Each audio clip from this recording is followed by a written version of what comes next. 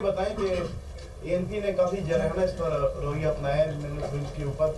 उनका ये कहना है कि अगर इसको वापस नहीं लिया जाए तो हम आज़ादी का नारा भी लगा सकते हैं। तो आप समझते हैं कि ये बिल कितना खतरनाक है? खैर वो बयान जाने और उनका काम जाने। हम हक की जंग लड़ रहे हैं। हम पाकिस्तान से निकलने या इस तरह के आज़ादी के हम पाकिस्तान से कट कर एक मुल्क की बात करें, ये मुस्तरद है हमारी तरफ से। सवाल ही पैदा नहीं होता इस चीज़ का। हम पाकिस्तान की वहदत की बात करेंगे, एक पाकिस्तान की बात करेंगे, अलबत्ता हक़ की बात करेंगे। अगर हमारा हक़ आइन ने दिया है तो हम उस हक़ की जंग लड़ेंगे और एक पाकिस्तान के अंदर इंशाअल्लाह हम वो हक़ हासिल करेंगे। उसके लिए पाकिस्तान से निकलने की कोई ज़रूरत नहीं है। और पाकिस्तान के अंदर रहते हुए हम तमाम सियासी जमातें मिलकर भी हम जद्दोजहद कर सकते हैं। हम एक सफ़ बनकर अपने हुकूक की जंग लड़ सकते हैं। हमारे अंदर हक़ के मसले पर कोई इख्तिलाफ रह नहीं। मौलाना साहब, एक और तनकीद आप पर ये की जा रही है कि सूबा बलूचिस्तान में ये कानून जो है SIFC ने तमाम सूबों को भेजा था। बलूचिस्तान में आपने इसके हक़ में वोट दिया है और खैबर पख्तूनख्वा में इसके आप मुखालफत कर रहे हैं, तो क्या वजह हो सकती है और इससे कौन सी बात है जिस पर आपको सख्त थोड़ा सा अल्फाज का इंतखाब होना चाहिए।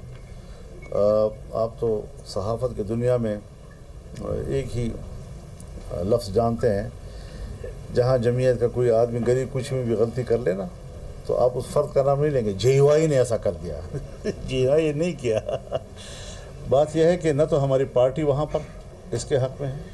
और मैं आपको अपनी तारीख़ बताऊँ, ये जो इलेक्शन से पहले PDM की हुकूमत थी, हम हुकूमत में शामिल थे, उसमें हमारी मिनिस्ट्रियाँ थीं और जब रेकोडेक के हवाले से वहाँ कानून साजी की बात आई तो JUI ने रास्ता रोका है, कैबिनेट से वॉकआउट किया, असेंबली में वोट देने से इनकार किया और बिल आखिर हुकूमत को पीछे हटना पड़ा। हम वो लोग हैं कि सूबों के हुकूक के लिए इस हद तक जाते हैं।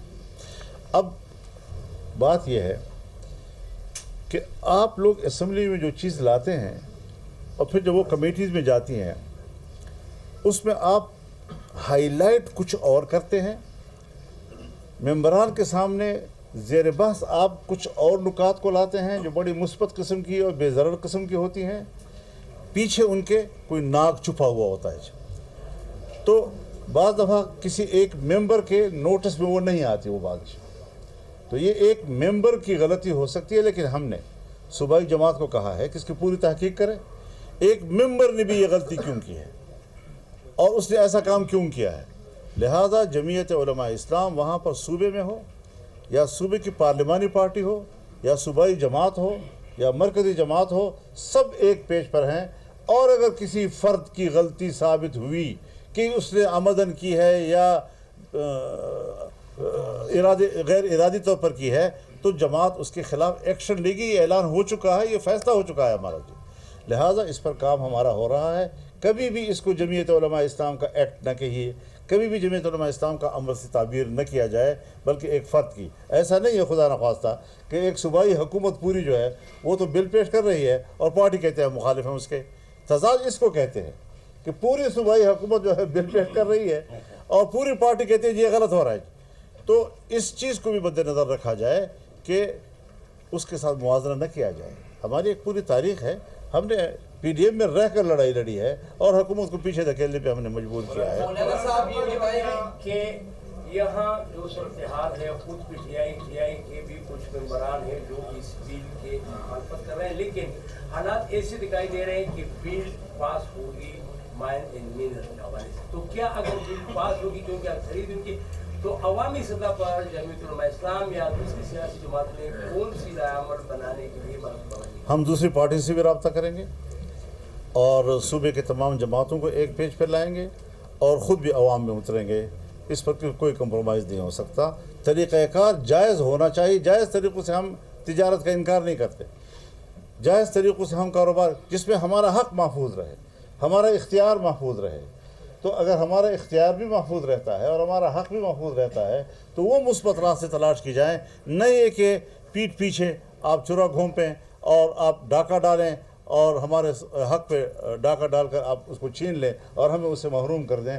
ये इस पर कंप्रोमाइज़ नहीं हो सकता। मौलाना साहब, ये बताइए कि JUI ने मुख्तलिफ इशूज़ पर धरने दिए, मार्च किए, تو اس بل اور اسی طریقے سے خیبر پختونخوا میں جو بدہمی ہے اس پر دھرنا کب دینے جا رہے ہیں؟ سوال آپ کا ٹھیک ہے، لیکن جواب ابھی مشکل ہے کیونکہ ہماری پارٹی کے اجلاس ہو رہے ہیں اور پالیسی فیصلے انہوں نے کرنے ہیں اور ہوں گے انشاءاللہ۔ مولانا صاحب، فلسطین میں جو ہو رہا ہے اس کے حوالے سے جہاد کی بات ہو رہی ہے یہاں پر، لیکن ہمیں جو نظر آ رہا ہے کہ کوئی بوتلیں توڑ رہا ہے، کوئی ریسٹورینٹس پر حملے کر رہا ہے، یہ جہاد کس طرح ہوگی اور کس پر فرض ہے؟ تھوڑی سی وضاحت اس پر۔ امت مسلمہ پر فرض ہے، اور امت مسلمہ پر فرض ہونے کے طریقہ کار ہے کہ جو وہاں ملک کے شہری ہیں ان سب پہ واجب ہو گیا، جو قریب ہیں اور سرحدات ساتھ متصل ہیں وہاں کے لوگ پہنچ سکتے ہیں، پھر اس کے اوپر فرض ہے، اور اگر کوئی دور ہے اور وہاں نہیں پہنچ سکتا تو وہ مال کے ذریعے سے بھی پیسے کی مدد بھی کر سکتے ہیں ان کی، اور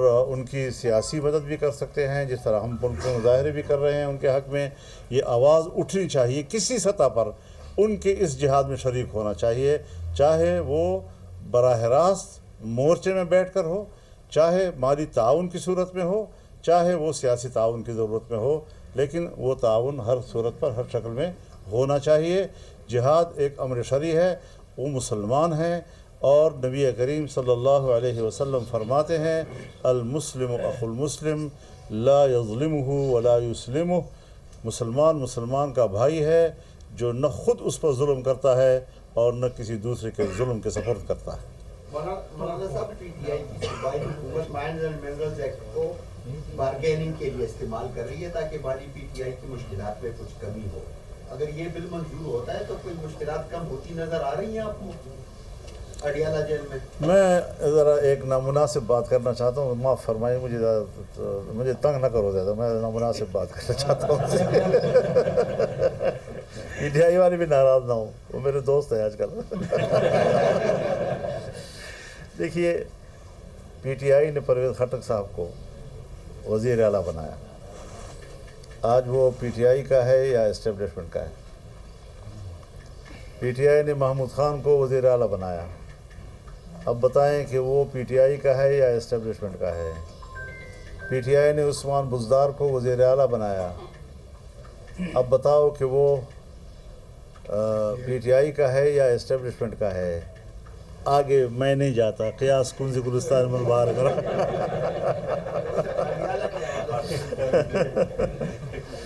جی مولانا صاحب، سی ایم کے پی نے ایک اعلان کیا ہے کہ جی جو افغان پاکستان میں اور خاص طور پہ صوبہ سرحد میں رہ رہے ہیں ان کو نیشنلٹی دی جائے گی، اس حوالے سے آپ کی پارٹی کی کیا رائے ہے؟